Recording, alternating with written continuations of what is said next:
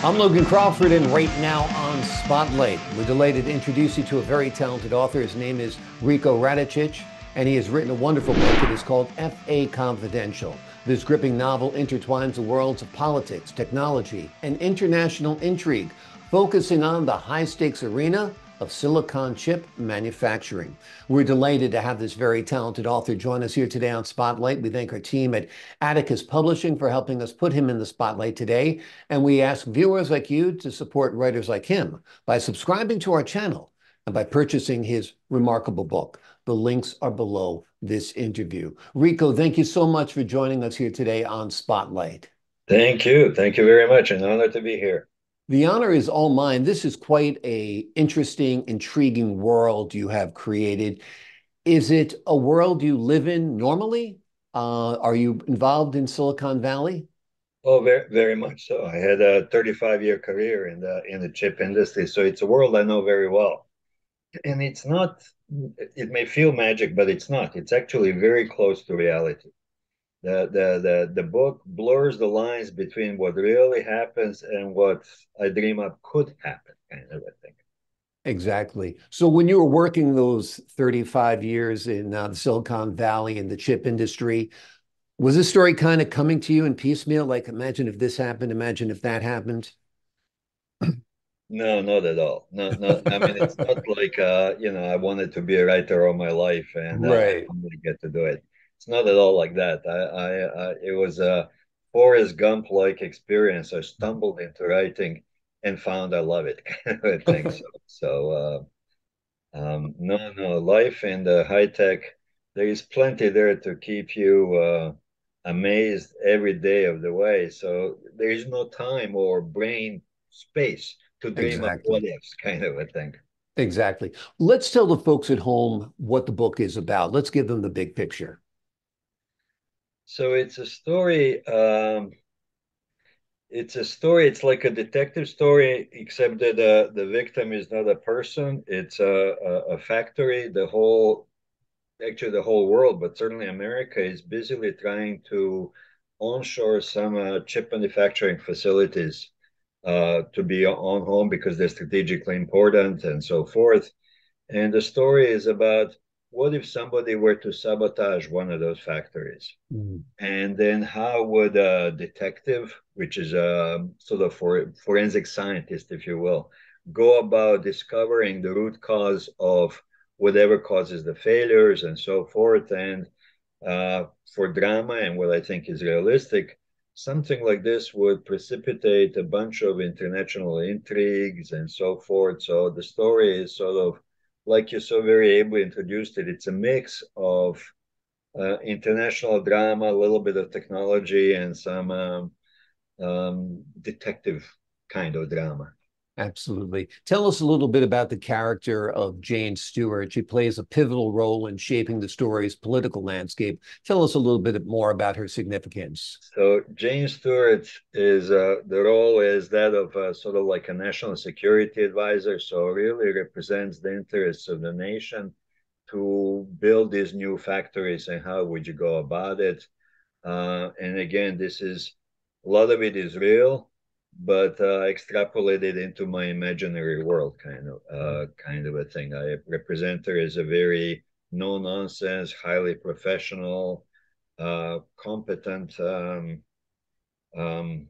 professional kind of Mm. person who drives this key strategic initiative. Exactly. Do you feel we as a country and we as a world are vulnerable when it comes to chip manufacturing, that we're too reliant in some cases on political foes for the chip manufacturing and not enough done is domestically? And I understand cars have dozens of chips in them. When there was a chip shortage, it affected the car industry, and that's a Yep, small yep, example. yep, Tell us yep. about it. There is no doubt. It's not just I feel this. The world is beginning to feel this. That chips, access to leading edge chips, is a strategic imperative, and it's therefore a strategic weakness if one is dependent on a global supply chain to supply those chips. So America is spending, there's a CHIPS Act that's spending $50 billion in building fabs onshore. Europe is doing the same thing. China is doing the same thing. Everybody is realizing that having relying on foreign supply of chips is a little bit dangerous. I think this came to fore after the pandemic when everybody sort of began to see dangers of a global supply chain. Yeah. Now, we lived in a world without chips 20, 30, 40 years ago, and everything seemed to be okay. But now we're completely reliant on chips. Our cars won't start without them, right? Absolutely, it's everywhere. We can't talk. I mean, do you know the number of No. your near and dear person?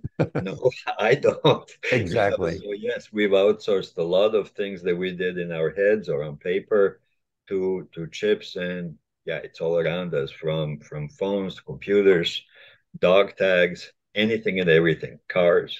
Yeah, absolutely. Tell us, have you envisioned FA Confidential perhaps as a movie or a series, perhaps? As my grandma would say, from your mouth into God's ears.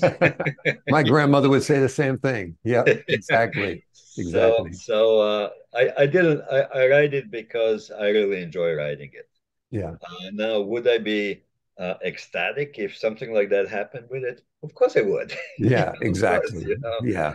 Will I be miserable if something like that doesn't happen? No, Yeah. I'm okay. I'm moving on to the Exactly. next one. Exactly. So this is your first book you've written. This is where you discovered your love of writing. Tell us about your journey. No, this is my fourth. I've written three other books in a similar genre that sort of blur the lines between reality and fiction and involve some technology and all that. FA Confidential is the fourth, and I think the best.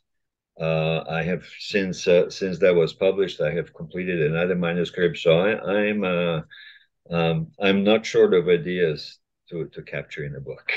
Wonderful, wonderful. Don't be too chip reliant. Don't put them all, put some on paper, not all on the computer. I'm just joking. I'm not sure that I remember how to write by hand anymore. I'm the same way. My handwriting is atrocious because I type or dictate everything into my Yeah, phone, into my computer. I don't even type anymore. It's all talk to text. Um, Tell us a little bit as you look into your crystal ball. Where do you see AI taking us? I'm just picking your brain as a high-tech man at this point. well, like every technology, AI is a solution to a problem and brings its dangers. Mhm. 100 years ago, New York was had a huge pollution problem because there was too much horse. I don't know the polite Manure. word for that, right? Yeah. And cars were a solution for that. So AI is a solution for a problem that technology had, which is we have too much. We can't. We're producing so much technological knowledge, we can't digest it. Mhm. AI is actually a very good solution for that. Does Right. it have its dangers? Of course it does. Right. And of course, we need to be responsible how we use it as every other technology. So I'm very excited about AI. I think we've just started to scratch the surface of what it can be, or even in the hardware world of how it's implemented. I think we are just playing with a band-aid and a staple. We haven't really done this in an elegant way, and Mhm. so lots of new excitement in AI. Yeah, it is exciting. If you've played with ChatGPT at all, it's amazing what it can do from its artwork to its poetry to its Yep. prose, to its what seems like thinking. It's pretty amazing when you ask it a question. Like you said, it takes all the information out there and culls it into a digestible form, which is Yeah. excellent as well. What was Do it you know like how it to? works? The core algorithm for that chat GPT, I find this very liberating. All it is a giant, extremely complicated statistical model that says if you start with the word A, the Yes. most likely next word is word B. So all it's doing is stringing words together based on it's read everything and knows everything kind of a thing. So Exactly. when I see it like that, I'm not so scared of it anymore. All it's doing is stringing words kind of a thing. Right, right. It's word predictive technology, but it seems like it's gone beyond that. Oh, yeah. But I know that is how it started. That is very, very interesting indeed. What are you working on next? What else do you envision in your portfolio of books? The next one that I have a finished manuscript, the working title is The Nerd and the Honey Trap. And it's really started from the technical question of how does North Korea, that we've been sanctioning for the last 30 years, how do they produce nuclear bombs and weapons and this and that without chips? And they can't. So Hmm. they clearly have access to a whole bunch of modern chips that they're not supposed to. So there is surely a good drama, international intrigue, this and that of uh, how do they do this? Hmm. Clearly, they have the best chips that the world can sort of produce. Right, And clearly, we think of North Korea as everybody's sort of on the edge of starvation, which is also true. right. So there's just a big enigma there. So Yeah, that's what the technical question. And of course, I can wrap up some drama about it. right. There is a brilliant American engineer that's kidnapped by North Koreans because they need his know-how, and so forth and so forth. Sounds great. And of course, the answer to 99 out of 100 problems is money. I mean, that's how these countries are getting their chips. People are getting paid, right?